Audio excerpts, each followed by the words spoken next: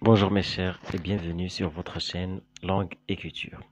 Au niveau de cette vidéo, vous aurez la chance, si Dieu le veut, de distinguer entre la relative et la complétive. Le mot que peut être soit relative, soit complétive, soit subordonnée, ça veut dire appartient à la subordonnée relative ou la subordonnée complétive. Tout simplement pour mettre fin à cette euh, difficulté, tout simplement, il suffit de s'intéresser, de mettre l'accent sur le contexte dans lequel ces mots s'inscrivent. On est bien d'accord? Il faut s'intéresser au contexte. C'est le contexte qui détermine les relations grammaticales. C'est le contexte qui détermine les fonctions sémantiques et morphologiques aussi. Il faut toujours prendre en considération ces éléments-là, ces éléments contextuels. D'accord? Alors, vous allez voir à travers des exemples contextuels, vous allez identifier cette divergence entre la relative et la complétive. Donc le mot que, dans ce contexte, c'est une relative. Vous allez voir pourquoi. Si je dis, j'ai trouvé le livre, j'ai trouvé le livre que je cherche. Donc, que se trouve dans ce contexte-là après le non-livre. Donc, c'est une expansion nominale, c'est une subordonnée relative. D'accord? N'oubliez pas qu'il y a trois expansions nominales. On a l'adjectif qualificatif, d'accord? Expansion nominale. On a le complément de nom et aussi on a le subordonné relatif. Vous avez déjà étudié ça au niveau du collège et également au niveau du lycée. D'accord? On a trois expansions nominales.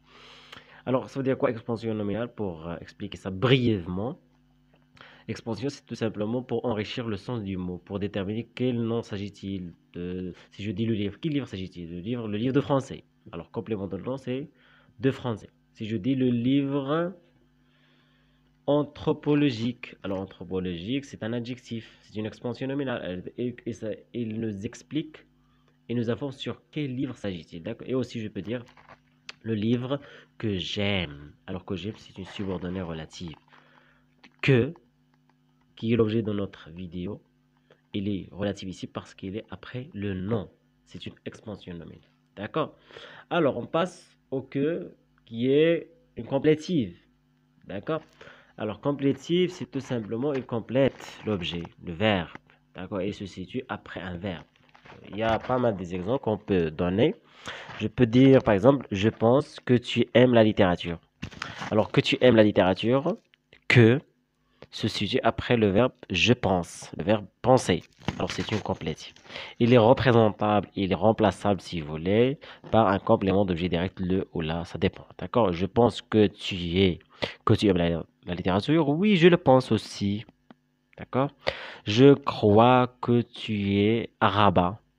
Alors que après le verbe croire, c'est une complétive.